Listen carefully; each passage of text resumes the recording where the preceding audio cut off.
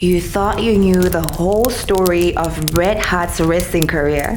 But what if I told you that a single, hidden event changed everything we believed about the Hitman? This isn't just another rehash of the Montreal Screwjob. We're about to uncover the real reason Bret's career took such a dramatic turn. Let's start at the beginning. Bret Hart, the pink and black attack, the excellence of execution. You know him as one of the greatest technical wrestlers of all time. His journey began in the rough and tumble world of Stampede Wrestling, where he learned the ropes under his father's watchful eye. But here's where things get interesting. While everyone talks about Bret's 5 WWE Championship reigns and his legendary matches, there's a part of his story that's been hiding in plain sight. It turns out, the events that shaped Bret's career weren't always what they seemed. In fact, there's a twist to this tale that will make you question everything you thought you knew about the Hitman's rise and fall. The Montreal Screwjob, a smokescreen? Now let's talk about the elephant in the room, the Montreal Screwjob. You've probably heard the story 1,000 times. But what if I told you it might not be the career-defining moment we've all been led to believe? Picture this. November 9th, 1997. Survivor Series. Bret Hart's in the ring with Shawn Michaels, locked in a submission hold. Suddenly, the bell rings. Hart hasn't tapped out, but Vince McMahon's called for the match to end. Just like that, Hart's title is gone, and wrestling history is changed forever. Or is it? Sure, the Screwjob was a big deal. Hart was furious. In the film, Wrestling with Shadows, he said he felt, quote-unquote, hugely disrespected, and swore he'd never work for WWE again. It's the kind of drama wrestling fans live for. But here's the thing. We've been so focused on this one moment that we've missed the bigger picture. The Screwjob has become a smokescreen, hiding the real story of Bret Hart's career. Think about it. Before that fateful night in Montreal, Hart had already had an incredible run. Multiple championships, classic matches, a loyal fan base. The Screwjob didn't erase all that. And yet, whenever we talk about Hart, it's always, quote-unquote, Bret Hart, victim of the Montreal Screwjob. Let's be real. The Screwjob wasn't some bolt from the blue. It was more like the straw that broke the camel's back. There had been tensions brewing between Hart and McMahon for a while. Contract negotiations, pressure from WCW, changing tides in the wrestling world. All of these played a part. But here's where it gets really interesting. What if the Screwjob wasn't the turning point in Hart's career at all? What if it was just a very public symptom of something much bigger going on behind the scenes? You see, after the Screwjob, Hart went to WCW. Everyone expected great things. But it didn't quite work out that way, did it? Hart's time in WCW is often seen as a disappointment. And it's easy to blame that on the fallout from Montreal. But what if that's not the whole story? What if there were other forces at play? Things happening behind the curtain that we never saw? The truth is, the Montreal Screwjob might be the most famous moment in Bret's career. But it's far from the most important. It's a dramatic chapter, sure, but it's not the whole book. So let's put aside what we think we know about Bret Hart's career. Forget about the Screwjob for a moment, because there's a much bigger story here. One that's been hiding in plain sight all along.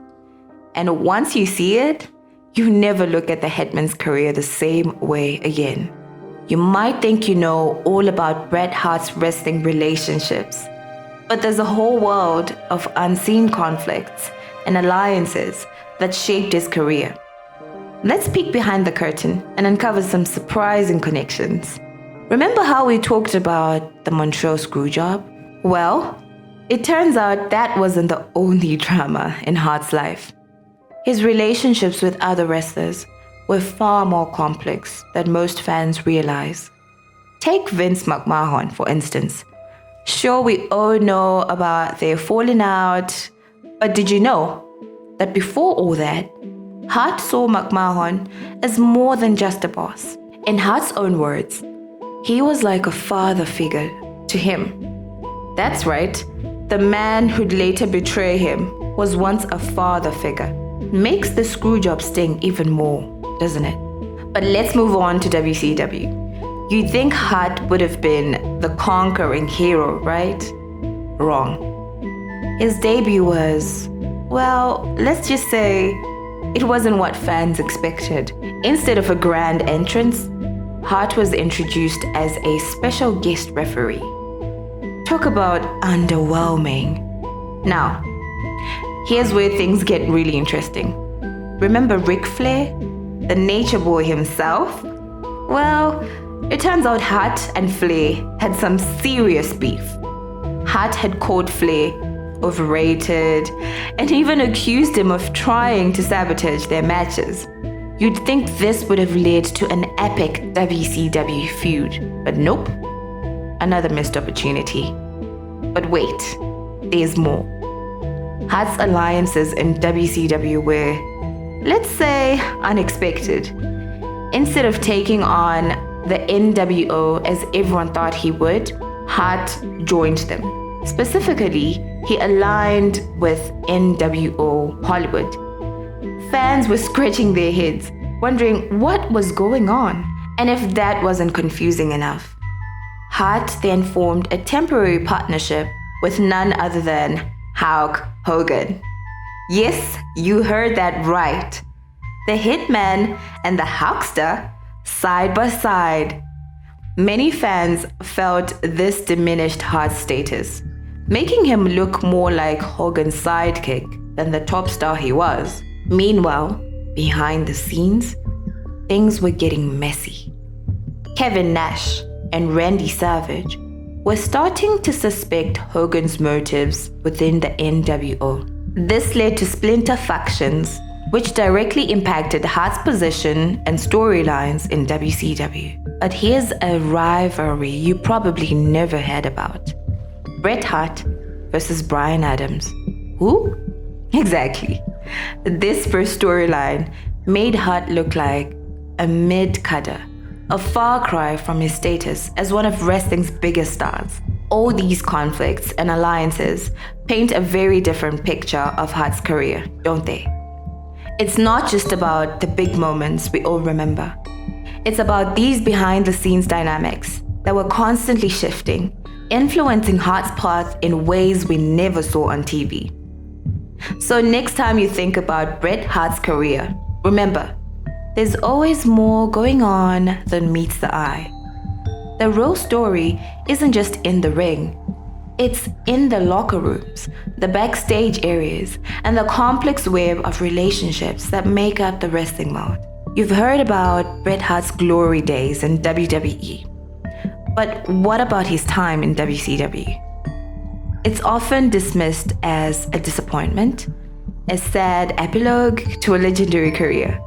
But what if I told you there's more to this story than meets the eye?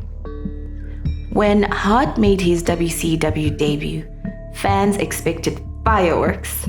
Instead, they got a special guest referee. That's right.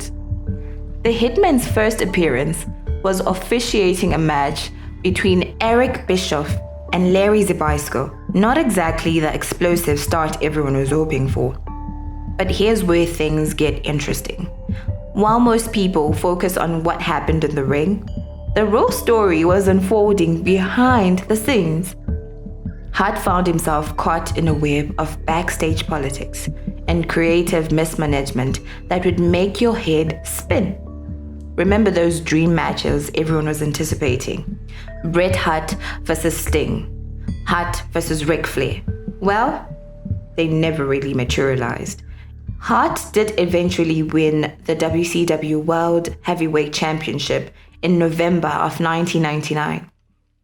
But even this moment of triumph came with a heavy price. During the match with Goldberg, that led to his title win, Hart suffered a severe concussion. This injury would ultimately lead to his retirement.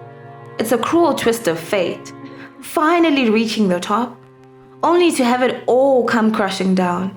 But here's the thing. While it's easy to write off Hart's WCW run as a failure, that's not the whole story. The truth is, Hart was fighting an uphill battle from day one. He was caught in a perfect storm of bad booking, backstage politics, and plain old bad luck. In Hart's own words, his experience in WCW left him feeling, quote-unquote, delusioned. And can you blame him? He went from being one of the biggest stars in wrestling to feeling like just another cog in the machine.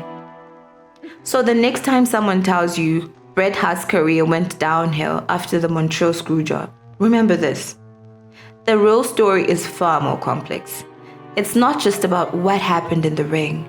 It's about the unseen forces that shaped Hart's career, the missed opportunities, and the what-ifs that still linger to this day. The WCW years weren't the end of Bret Hart's story. They were just another chapter in a career that's far more nuanced than most people realize. The injuries sustained during the match with Goldberg were too severe for him to continue competing at the same level. Fans mourned the loss of one of their favorite wrestlers, while Goldberg faced backlash for his actions in the ring. Despite the tragic end to Bret Hart's career, his legacy lives on in the hearts of wrestling fans everywhere. His contributions to the sport are undeniable, and his impact to the industry continues to be felt to this day. As for Goldberg, the incident with Bret Hart serves as a cautionary tale, a reminder of the dangers that can come with competing in the world of professional wrestling.